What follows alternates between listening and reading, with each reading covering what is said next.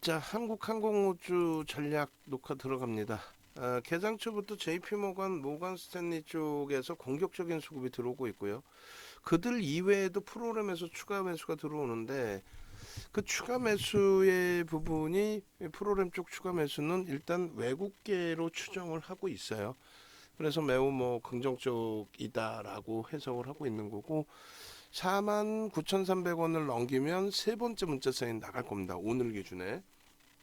그래서 전략적으로 우리는 수급이 들어오고 거래가 수반되면서 움직임을 줄 때에는 편입 기준을 설정하는데 조금 아쉬운 거는 한 번쯤은 한국항공우주도 20% 수준의 폭발적인 시세가 나올 수도 있을 만한 그런 시가총액이고 또 그러한 매집이 단행돼 있는데 아쉽게도 그런 흐름까지는 아직 연출이 되지 않고 있어요.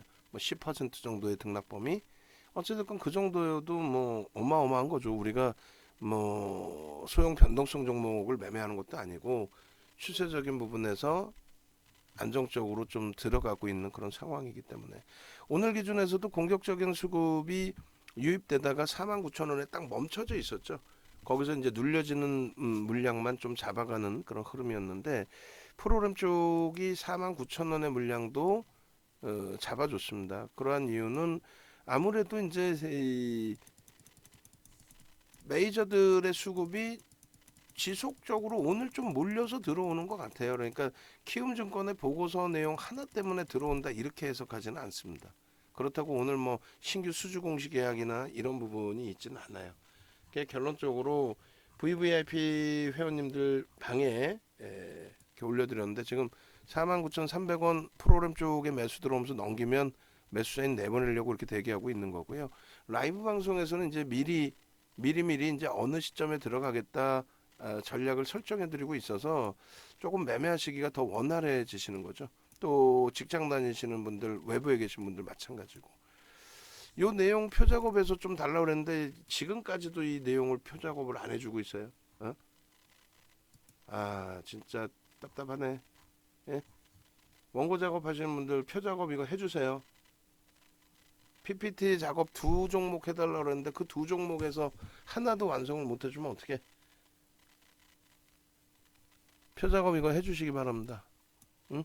그렇게 해서 4분기 영업이익 부분에 흑자 전환과 컨센서스 부합 정도 그런 내용의 이제 수출 추가 수출 기대 요인 그리고 보도 자료 조금 더 검색해서 올려주세요. 보도 자료 내용에는 항공 우주 분야에 대한 정부 정책에 대해서도 재차 노출되어 있는 내용이 있을 겁니다.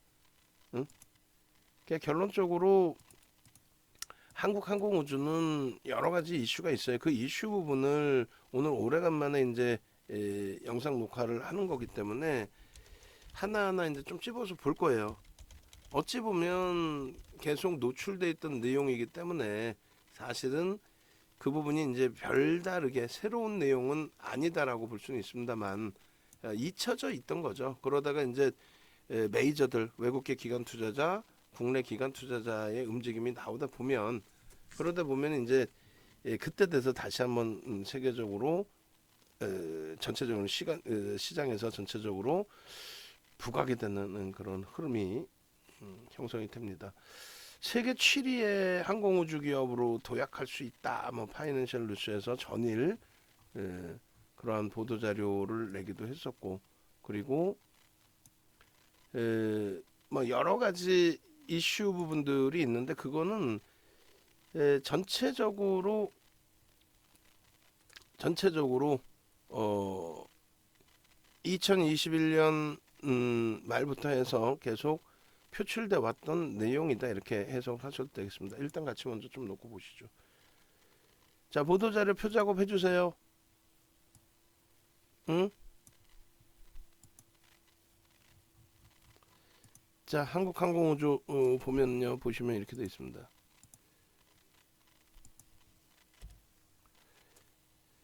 문자는 가장 최근 문자만 넣어놨어요. 11일부터 해서의 문자 그렇게 해서 45,600원, 46,300원, 47,350원, 48,000원 그 위에서도 편입의 기준이 있었고요. 10월달 같은 경우는 바닥 그리고 이제 작년 초 같은 경우는 3만 원대에서부터 들어갔던 그런 종목입니다. 아주 공격적으로 차익 실현을 설정해 드리진 못했어요, 사실은. 그렇지만 꾸준하게 이제 주력주 이외에 이제 수익 종목으로서 붙박이로 넣어두고 있죠. 그런 이유는 우리가 이제 전략 기준을 잡을 때 이렇게 잡고 있어요. 어떤 기준이냐면 포트폴리오 구성에 있어서 첫 번째로는 주력주의 기준, 그러니까 펀더멘탈이 완벽히 안정적이고, 그러니까 실적이나 뭐 저평가 상태의 기준, 뭐 이런 기준으로 설정을 잡는다는 거고요. 그리고 두 번째 기준은 정책적인 부분의 기준을 좀 놓고 설정을 잡는다라는 부분을 말씀드린 거예요. 일단은 이제 그 포트 기준에서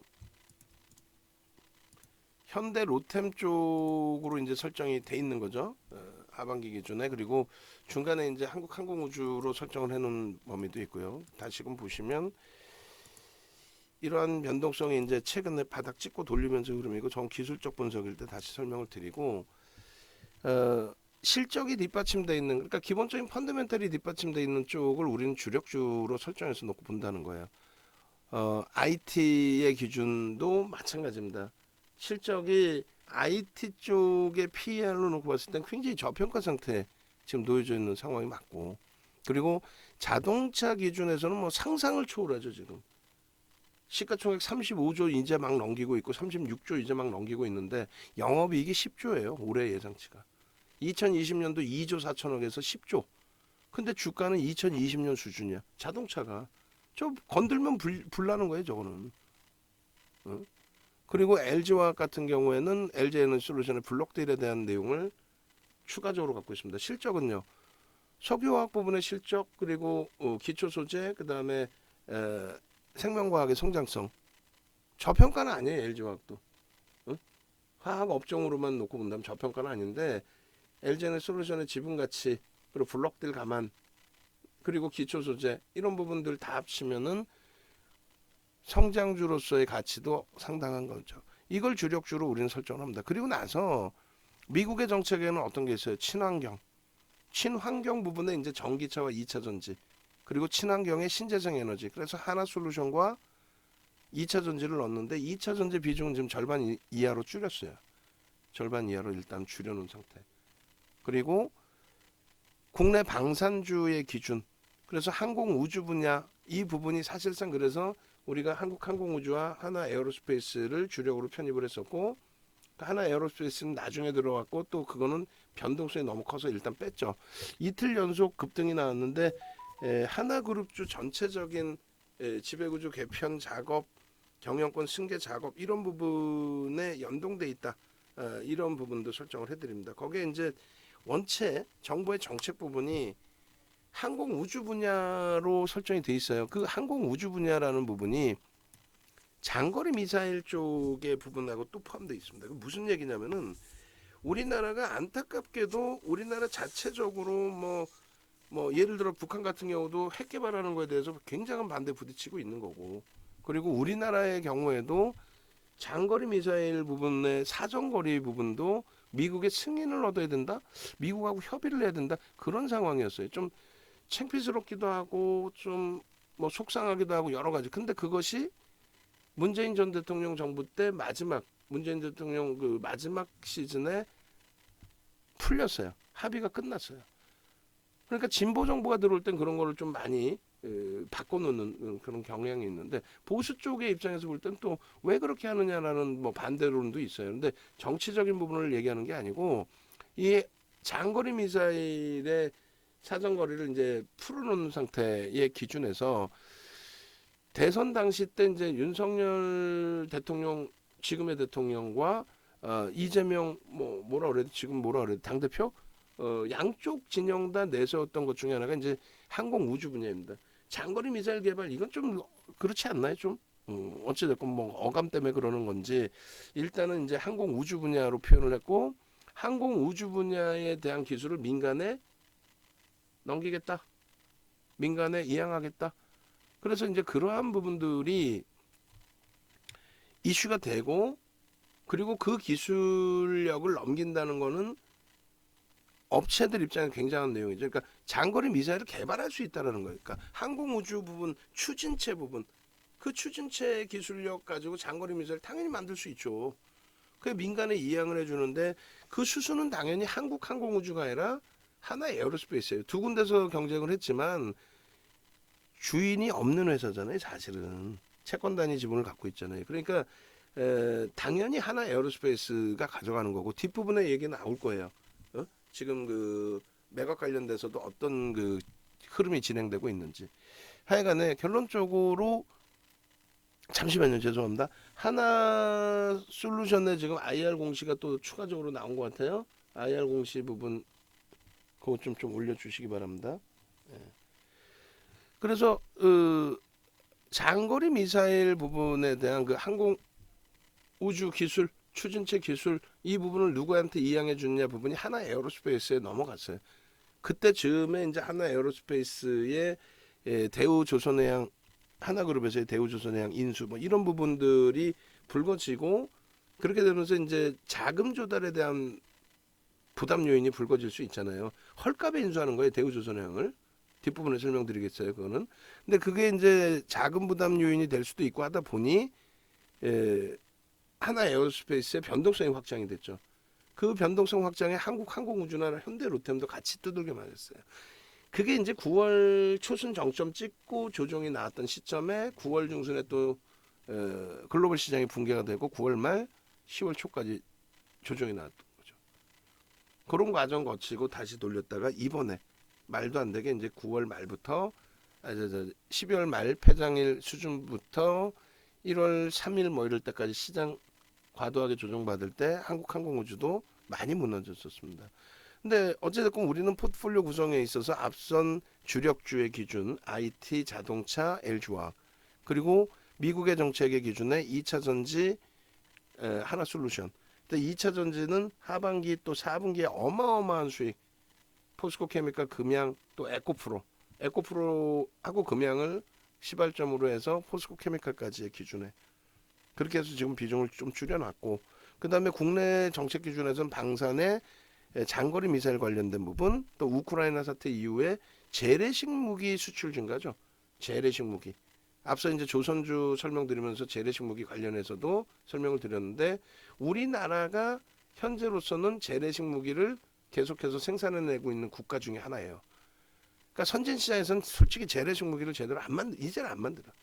그것에 대해서 특화되어 있는데 우크라이나 사태가 터지다 보니까 동유럽 쪽에서 돈이 없잖아요, 사실. 그러다 보니까 뭐 재래식 무기 쓰는 거지. 사우디는 돈이 많은데 왜 뭐 재래식 무기도 필요한가 보죠. 어찌 됐든 결론적으로 이런 이슈들이 계속 불거져 있고 정부 차원에서 항공 우주 분야의 기술력 이양해 주는 부분 플러스 재래식 무기 수출에 발벗고 나서고 있죠, 정부도.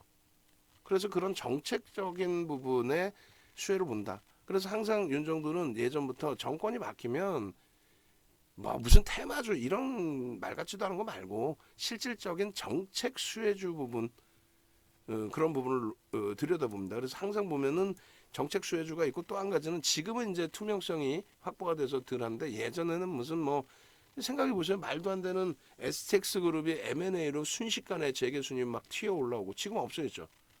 다 와해가 됐죠. 그리고 뭐 웅진그룹이 뭐 어마어마하게 치고 들어 올라오고.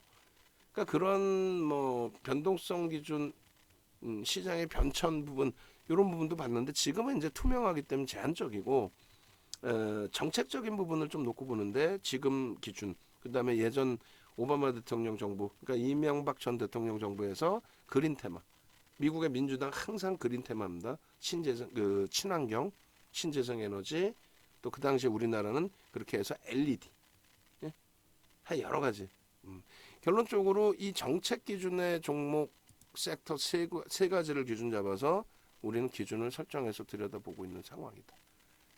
그래서 지금 뭐 이거 하나 솔루션 거를 이제 가지고 오다 보니까 이렇게 표시가 돼 있는데 지금 방산 쪽의 기준에 현대로템과 하나 에어로스페이스는 빼놨고 현대로템과 한국항공우주를 병행을 하고 있어요. 근데 11월부터 해서는 사실 11월부터 현대로템의 공격적인 수급이 유입돼서 현대로템 위주로 좀 많이 집중돼 있고 한국항공우주도 거래가 이렇게 수반되면서 흐름이 나올 때는 강력하게 매수 사인을 드립니다.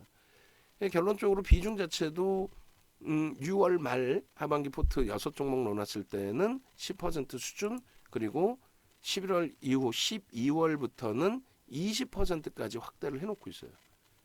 그렇게 돼 있고 1월 기준에서는 이제 지금 오늘 조금 돌려놔서 이제 낙폭이 좀 줄어들어 있는 상태이긴 한데, 또 현대두산인프라코어는 뭐 8,000원 위쪽으로도 돌려놓은 상태이기도 한데, 일단은 이런 그 기준에서 포트폴리오를 설정하고 있다. 방산 쪽의 비중도 이렇게 넣어두고 있다. 이렇게 보시면 됩니다. 그래서 이제 그 정부의 정책적인 부분에 대한 부분 말씀드렸고, 실적 부분은 키움 쪽에서 이제 내놓은 그 내용처럼 실적 부분이 그렇게 뭐 어마어마하진 않아요. 저평가 상태의 기준으로 해석되지는 않습니다. 저평가 상태의 기준으로 해석되지는 않아요. 다만 이 방산주들의 특성상 진입 장벽이 높죠. 높은 자체가 아니라 거의 독점력을 가지고 있죠. 그런 부분 때문에 일단은 PBR이 높게 형성돼 있고, 뭐 PR도 좀 높게 형성돼 있고, 마진은 좀 떨어지잖아요. 그래서 뭐 이렇게 형성돼 있다 할지라도 이 부분에 업종 평균 뭐 PER, PBR이 있을 거 아닙니까? 뭐 예를 들어서 철강 같은 경우는 4배에서 6배 사이에 움직인다. 이런 기준점들 어느 정도에. 그 이제 그 이렇게 좀 높게 형성돼 있을 때는 한 가지 더 보실 수 있는 부분이, 컨센서스가 뭐 많이 낮아졌느냐. 지금 이제 긴축하면서의 기준이니까 금리를 올리면서 그 부분. 근데 뭐 전혀 낮아진 건 없고, 그리고 제일 중요한 부분이 이건데, 2017년 이후에 PER, PBR 부분이 어느 정도 수준이냐라고 했을 때, 뭐 저평가 수준, PBR은 절반 이하로 내려와 있고, PER은 일단 신규 수주 부분이 계속 형성돼 있기 때문에 결론적으로 어떻게 돼요? 결론적으로 PER 부분이 2017년 이후에 가장 낮은 수준으로 형성돼 있다라는 거예요. 가장 낮은 수준으로. 네? 이해되세요? 그렇게 해서 지금 평상시 형성돼 있던 PER 대비 저평가 상태다.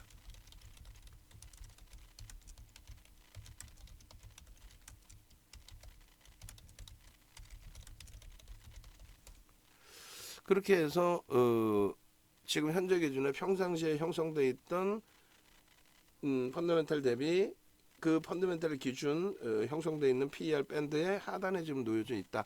이렇게 이제 해석하시면 되겠고, 그리고 우주산업 부분에 있어서는 지금 최근의 내용이 아니라 뭐 그전에 뭐 누리호 관련된 내용도 있고 뭐 별의별 내용이 있는데, 그게 이제 오른쪽에 왼쪽에 나와 있는 것처럼 잘 안 보이시겠지만은 윤석열 대통령 대통령직 인수위원회에서부터 계속 얘기가 나온 부분이에요. 한국항공우주 부분에 대한 육성, 그거는 진보 진영에서도 똑같이 진행을 했었던 내용이다. 이렇게 해석을 하시면 돼요. 그래서 정책적으로 정권이 뭐 바뀌거나 바뀌어도 육성할 가능성이 높아요. 그래서 일단은 정책적으로 굉장히 큰 수혜가 기대된다. 이렇게 생각을 하시면 될 겁니다. 그리고 방산 쪽의 그 재래식 무기 수출 부분에 있어서도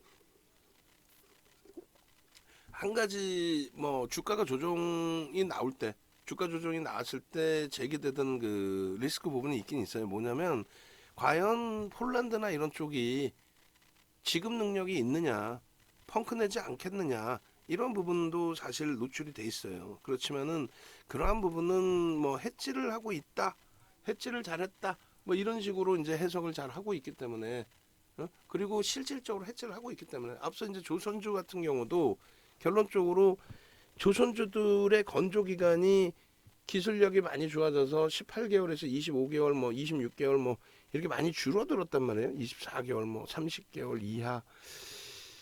그런 과정 속에서 계약금 받고 중도금 받고 이제 잔금 받고 그 인도를 해주면 되는데, 선복과행 이후에 해운사들이 발주를 해놓고 이제 그 경기가 둔화되는 과정 속에서 인수를 못하는 경우가 있습니다.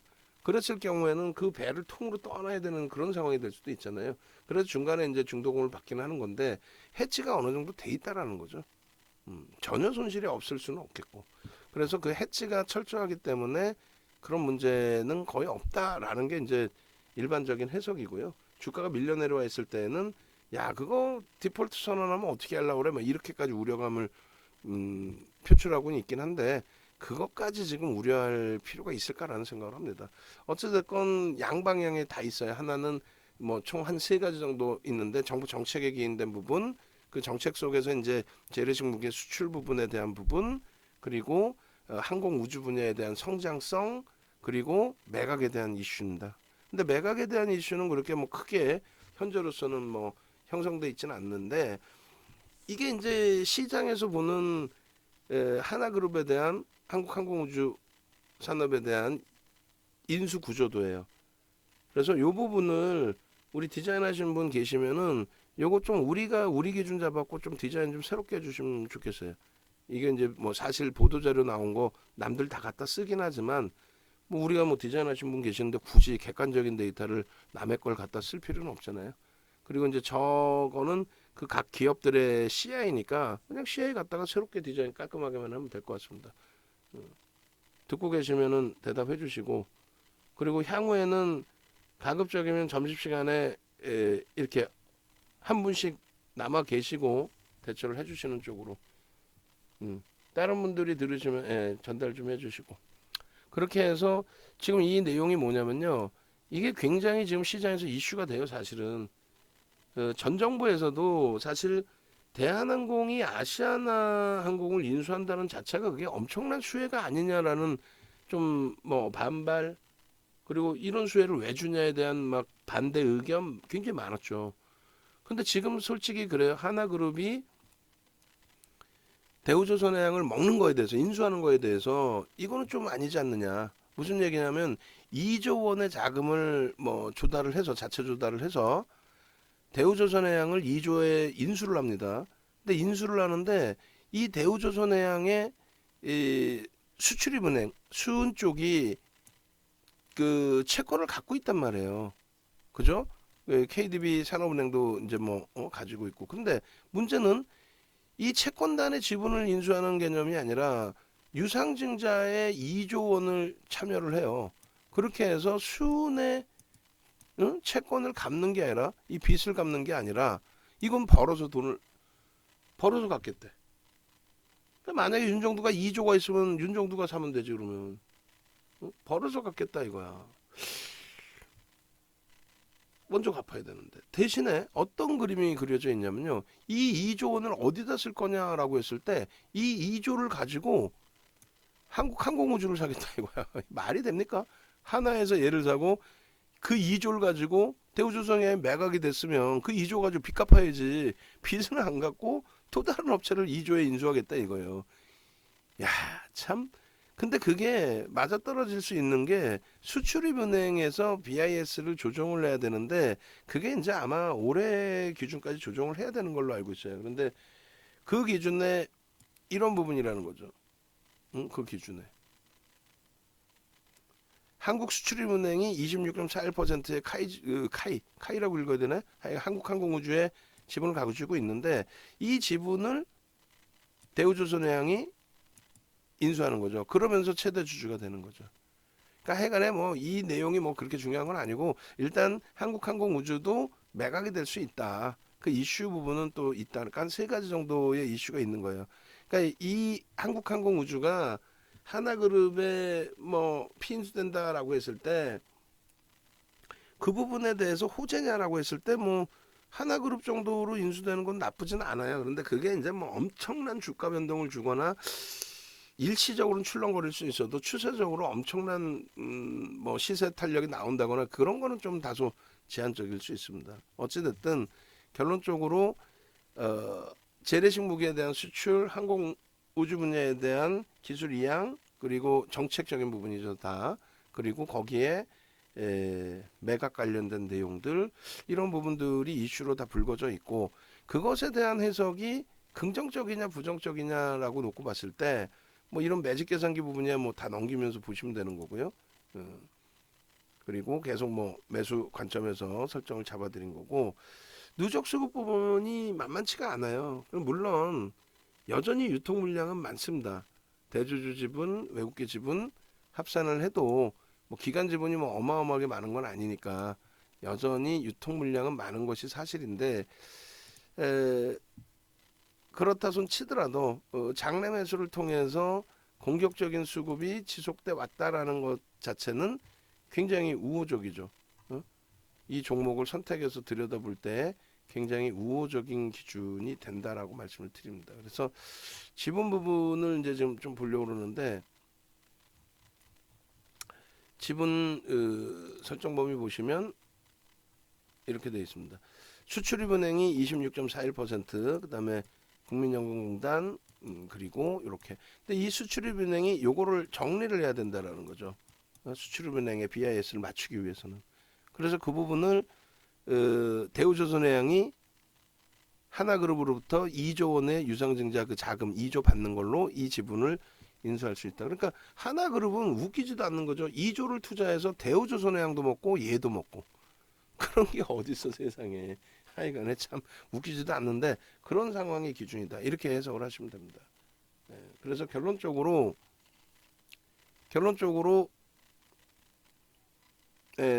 일단은 어찌됐든 이슈 부분이 여러 가지가 있고, 그것을 바탕으로 해서 윤정두가 해석하는 걸 떠나서 메이저들의 해석은 긍정적으로 해석을 하고 있고, 그리고 누적 수급 부분은 이런 식으로 지속적으로 매수이익이 형성돼 있었다. 이게 정확히 2021년 12월 21일입니다. 그리고 이제 요 이후의 흐름, 그러니까 굉장히 많은 매집, 10% 이상의 매집이 됐다가 여기서 뜬금없이 기관들이 한 5%를 때려 팔았어요. 5%를 팔고 그다음 다시 외국계에서 이제 물량을 좀 많이 잡아가 준 그런 상황이 됐는데, 그렇게 되면서 점진적인 강세에서 밑도 끝도 없는 이러한 음봉이, 장대 음봉이 떨어진 거죠. 이때 뭐 시장도 패닉이었고, 그래서 결론적으로 우리도 이걸 손절해야 되느냐까지 이야기가 나올 정도의 흐름이었습니다만, 일단은 긍정적으로 해석하면서 대처를 하자, 이렇게 말씀을 드릴게요. 지금 뭐 종목 녹화하면서 여러 가지 이것저것 신경 쓰다 보니까 집중이 안 돼가지고 좀 약간 횡설수설한 부분이 있는데 조금만 양해해 주시고, 외국인 기관 쌍끌이 매수 기준에 쌍끌이에 나오려나 모르겠습니다만 2021년 좀 멀긴 멀죠. 기간이 굉장히 멉니다. 먼 기간이긴 한데 한번 보시죠 뭐. 그리고 그 9월 이후의 기준에서 한번 또 보겠습니다. 그렇게 해서 12일 것까지만 조회를 해보고요. 순매매 기준, 매매 금액 기준으로 한번 정렬을 해서 보겠습니다.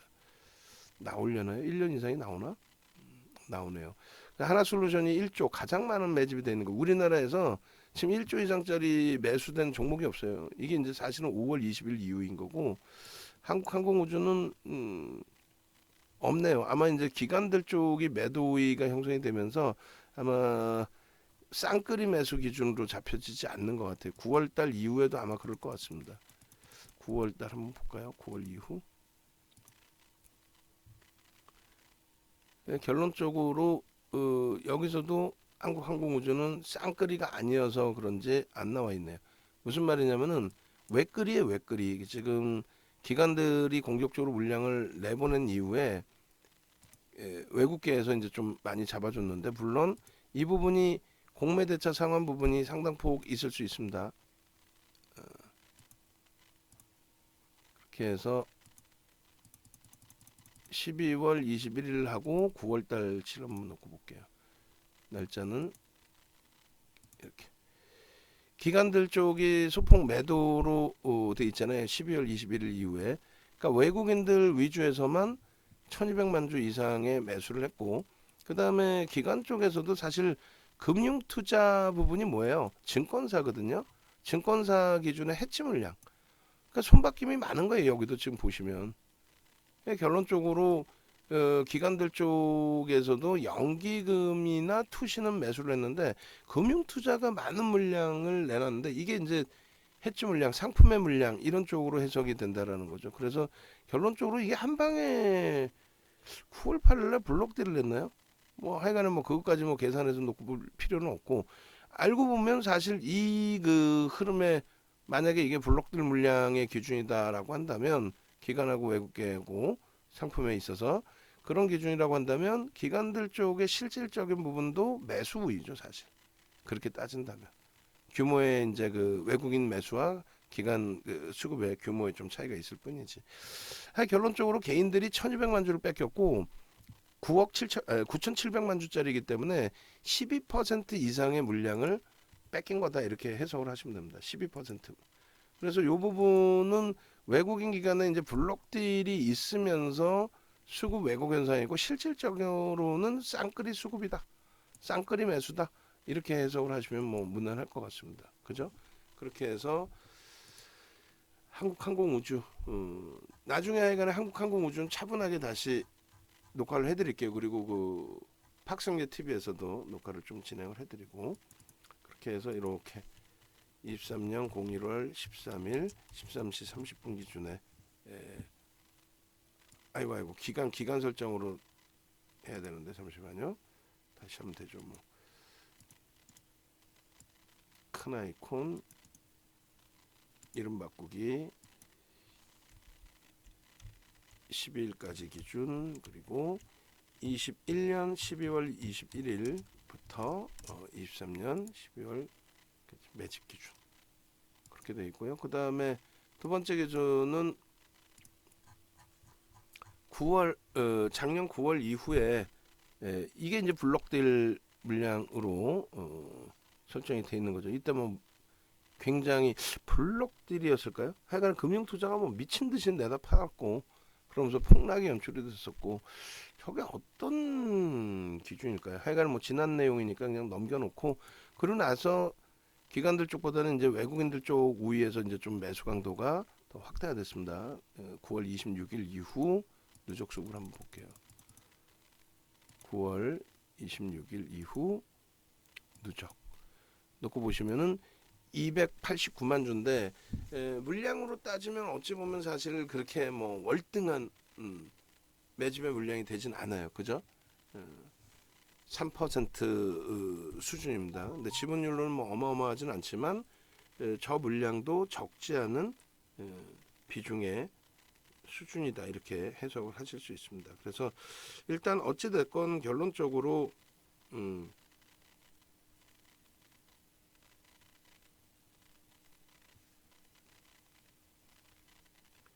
어찌 됐든 누적 수급 범위나 이슈 부분 그 모멘텀 또 가지고 있는 펀더멘탈 대비해서 PER 부분이 2017년 이후에 하단부에 잘 내려와 있다, 이런 부분들. 그래서 이 부분도 뭐 금융투자 쪽 기준에 매수가 들어와서 뭐 크게 의미는 없습니다만, 또 외국계 이외에는 뭐 기관 쪽에서 특별한 내용은 없습니다만, 일단 어찌됐건 외국인들 그 수급 범위가 개선돼 있고, 이 부분의 누적 수급 범위가 조금만 더 개선돼도 충분히 탄력을 좀 받을 수 있는 위치로 해석을 해볼 수 있을 겁니다. 그래서 9월 26일 22년 9월 26일 이후에 누적 수급 2.3% 정도 적지 않습니다. 시가총액 뭐 5조를 향해서 가는 종목의 이 정도 수급이면 적지 않습니다. 그리고 이제 매수 평균 단가 기준이 21년 12월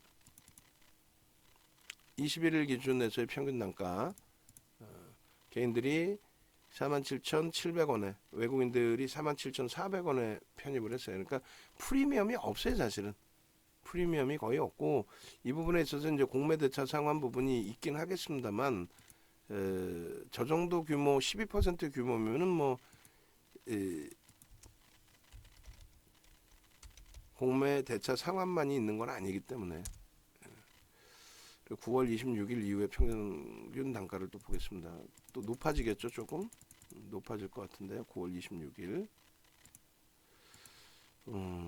높아지지가 않고 오히려 낮아졌네요. 46,300원 외국인들만 매수를 했고요. 시장 조정이 이제 지수 조정이 깊어지다 보니까 그런 현상이 난 것 같습니다. 매집 단가. 자, 그렇게 놓고 보시고, 그리고 차트 부분 뭐 간단하게 놓고 보겠습니다. 그러니까 매집의 규모 놓고 봤고, 우리가 방송에서 이렇게 지금 보시면 이제 3% 수준이면은 평균 단가 대비 20-30% 들어 올려놔야 돼요. 그러니까 매수 평균 단가 지금 46,360원, 뭐 400원이라고 기준 잡으면 그 이상으로 들어 올려놔야 된다. 그 내용입니다. 그리고 한국항공우주 쪽에 2022년 9월 29일 날 에코프로로 뜬금없이 들어가 있네요. 8월 3일자 에코프로로. 그러니까 아마 이게 지금 한국항공우주 쪽의 전략 문구 부분이 좀 훼손이 돼 있어서 그런 것 같아요. 어찌됐든 뭐 그냥 이걸로 설정을 할게요. 그래서 매집 부분에 대한 부분, 매집률 부분, 그러니까 외국 기관이 아니라 외국인 매집,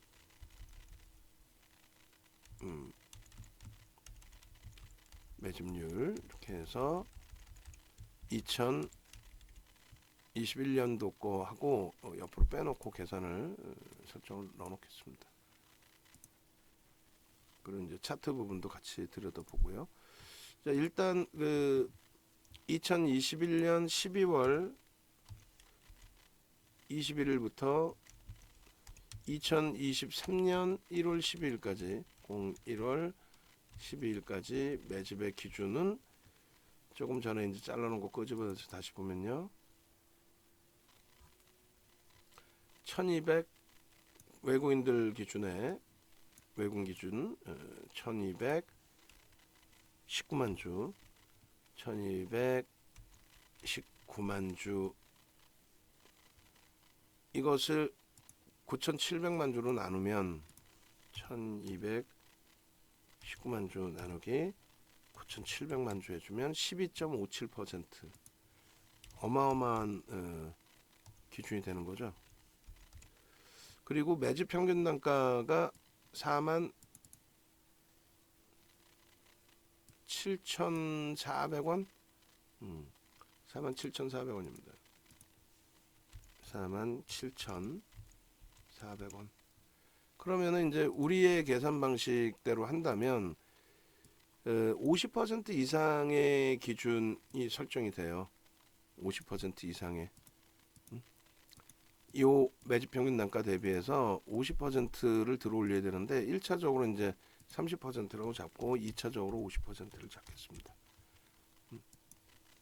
요거는 이제 조금 전에 보여드린 요 매집의 기준 2008년도 도서부터 해서 만들어 놓은 표 작업. 그러니까 요대로 일반적으로 움직입니다. 50% 이상인데 이제 2차 국면에서부터 기준 잡아서 설정을 하면 474 곱하기 30%면 목표 주가가 61,600원인데 6만원이라고 기준 잡고 61,500원 잡을까요? 61,500원 오케이. 그렇게 되고 2차 부분이 50% 71,000원 이렇게 설정이 됩니다. 그리고 이 부분이 이제 9월 22년 09월 26일부터의 기준을 설정해서 잡았을 때 편입 기준의 물량이 289만 주 289만 주 289만 주를 9,700만 주로 나눠주면 2.98%약 3%가 되죠. 그러면은 1차 목표 주가는 20%, 2차 목표 주가는 30% 정도 되거든요. 근데 이제 평균 단가가 좀 낮아요. 오히려 시장도 밀리고 얘도 주가가 밀려 있었기 때문에 46,400원 정도가 됩니다. 46,400원. 그럼 20%면은 46,400원 곱하기 20% 그럼 55,700원, 56,000원 목표 주가가요. 그리고 30%면은 6만원 정도 기준이 잡힙니다. 그래서 이렇게 매집에 대한 목표 주가는 설정을 한다.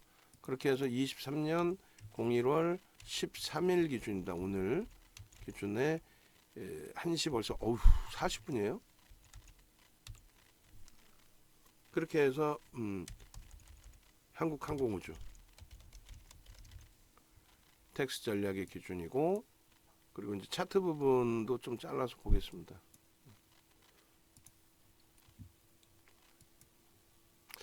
아쉽게도 카카오페이뱅크가 좀 많이 밀리네요. 그 다음에 하나솔루션도 좀 아쉽게도 미끄러져서 아쉬운 부분이 있고,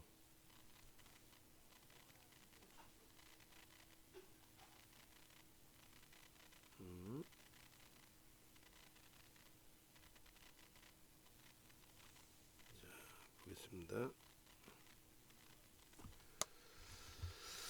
자, 그렇게 해서 일단은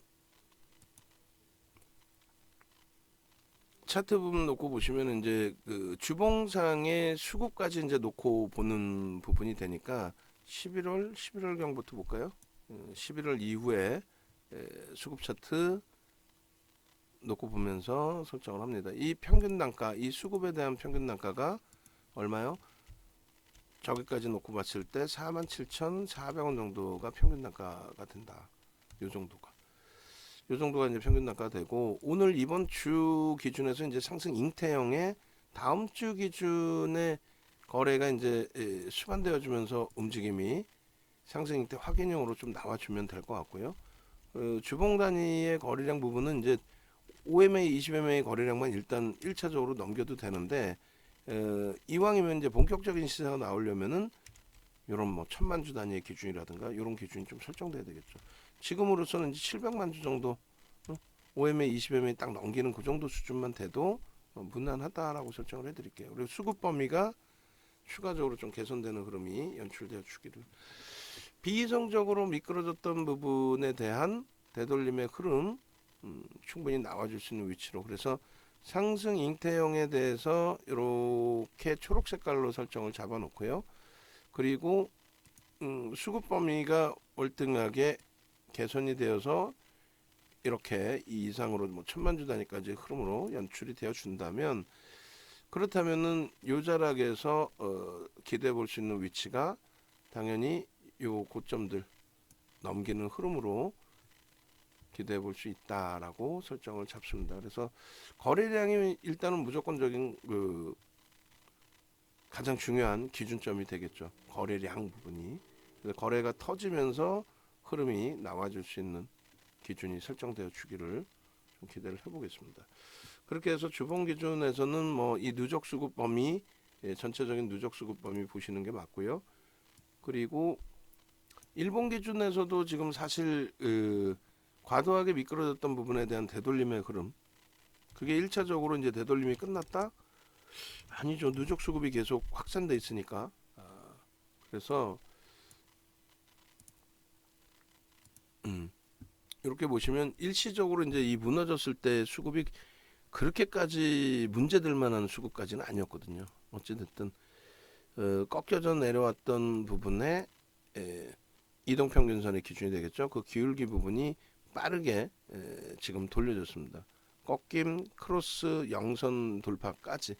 그래서 이 부분, 그 다음에 이제 거래량 부분은 전체 시장의 대바닥권의 흐름이었기 때문에 150만 주 갖고는 안 돼요. 사실은 변동성 매매, 시원한 시세를 원하려면, 그죠?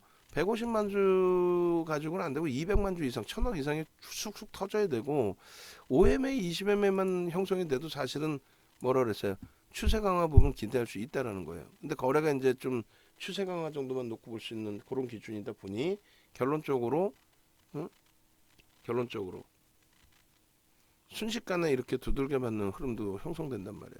거래가 좀 안정적으로 세게 형성이 되고 있었다면은 글쎄 이렇게까지 제한적 거래량에 이렇게까지 밀렸을까라는 생각이 드는데, 하여간에 하나솔루션처럼 빠르게 가파르게 더 세게 움직임을 나타내 주기를 좀 기대를 해봅니다. 그리고 갭의 힘의 강도를 놓고 봤을 때는 52,000원까지 뭐 다이렉트로 쭉 뻗어 올릴 수 있는 그런 흐름도 기대해 볼 수 있다, 이렇게 해석을 해드립니다. 이 부분이 이제 뭐 아무것도 아니죠. 사실은 돌파갭도 아니고 뭐 급진갭도 아니고 앞전 고점을 확 뛰어넘는 그런 그 기준이 아니라서. 근데 어찌됐건 갭 자체는 형성이 돼 있는 거죠. 거래를 수반한 또 수급이 뒷받침되는. 그래서 요 기준의 목표주가 설정 범위도 충분히 형성할 수는 있다. 그래서 이 부분을 높이만큼으로 이렇게 설정할 수도 있지만 퍼센테이지 개념으로. 그래 더 하나는 그 다음 일본 기준에서 갭 상승이 한 번 더 나와주면 되겠죠. 그래서 결론은 이 거래가 수반되어져 있고 그리고 이동평균선의 기울기 부분입니다. 소나에서 먼저 기울기가 꺾여졌고 크로스가 나왔고 영선을 돌파하는 그 기준점. 그렇게 된다면 추세 강화는 뭐 당연히 추가적으로 형성될 수 있다. 그러니까 관건은 거래량 150만 주 이상, 200만 주 이상 활등이 터져주는. 오늘 기준은 뭐 지금 현재 180만 주 이상, 그러니까 200만 주는 무조건 넘기죠. 그러니까 5만 원 공방까지 욕심 같아서는 5만 원 공방까지 나와주게 된다면 그러면 다음 주 기준에 200만 주 일 거래량 평균치를 기대해 볼 수 있죠. 그렇게 되면 뭐 충분히 훌륭한 추세 흐름으로 해석을 해볼 수 있을 것 같습니다. 자, 그런 맥락에서 놓고 보시고 정리를 하겠습니다. 좀 장중이라 좀 정신이 없었고 다소 정리되지 못한 기준으로 설정을 해드렸는데 또 여기저기 다른 내용으로 왔다 갔다 하고 일단은 그 최근 들어서 저점에서부터 지속적으로 정리의 기준이 아니라 편입의 기준을 유지했다. 정리의 기준은 누적 수급이 있는 종목이기 때문에 그렇다면은 저평가 상태는 아니잖아요. 그래서 하루에 1%의 매도세를 연출을 한다던가, 그러니까 100만 주 단위의 매도 물량이 나오면 그건 굉장히 심사숙고해서 손절도 고려를 해야 되고 또 저점 물량 차익 실현이라든가 그리고 0.5% 그러니까 50만 주 수준의 매도가 3거래일 연속 나온다면 최근에 2거래일 나왔었단 말이에요. 뭐 50만 주 수준의 매도가 이렇게 이것이 3거래일 연속 쏟아진다면은 그것도 굉장히 심사숙고해서 대처를 해야 되겠다. 이렇게 이제 말씀드립니다. 그러니까 손절 범위부터 먼저 말씀드리면 그리고 이제 그 우리의 주력주나 수익 종목 거의 뭐 주력이죠. 그 종목 기준에서의 명확한 근거는 펀더멘탈이 뒷받침되는 쪽 플러스 정책적인 부분, 미국 정책 그리고 우리나라 정책적인 부분에 비중을 이렇게 채웠다. 저평가는 아니지만 최근에 형성되어 있는 PER 하단 부분이다. 그리고 이슈 부분은 굉장히 많은데 세 가지 정도로 나누면 정부 정책에 대한 부분, 항공우주 부분에 대한 것과 재래식 무기에 대한 것, 그 다음에 매각 이슈 부분도 이제 조금씩 노출돼 있다라는 부분. 그리고 이제 매집이 상당 부분 외국계에서 진행돼 있기 때문에 장기간의 공매 대처 상한 부분도 있지만 실질 수급까지도 이제는 포함되어 있다라고 해석하는 것이 맞다. 그리고 이제 수급 범위에 있어서 이것도 역시 이제 장기 기준이긴 합니다만 12%대의 외국인들의 매집이 굉장히 우호적이다. 그렇게 되고 평균 단가도 프리미엄이 지금 거의 붙어 있지 않아요. 그렇기 때문에 눌려지면 더더욱 편안하게 들여다볼 수 있고 올라가더라도 5만 원 미만에서는 1차적으로 편입 기준 긍정적으로 해석을 할 수 있다. 다만 이제 지금 300원 넘겼어요. 이제 문자 나갑니다. 그래서 다만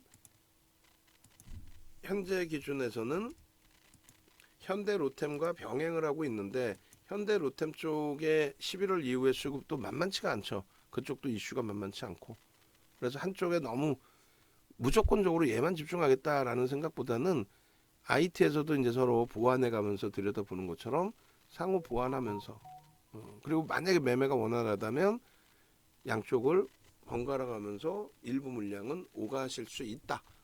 멀리서 다른 단타 종목을 찾기보다는 그렇게 대처할 수 있다라는 부분을 설정을 해드린 겁니다. 자, 굉장히 길게 녹화가 됐는데 그렇게 해서 뭐 기준점 잡으시고 하여간에 뭐 홈페이지 어떻게든 찾아오세요. 네이버에서 윤정도 검색하셔서 홈페이지 찾아오셔서 교육 상품이든 또 여러분들 수익을 기준으로 하는 유료 상품이든 설정하셔서 편입 기준 설정 잡으시면 되겠습니다.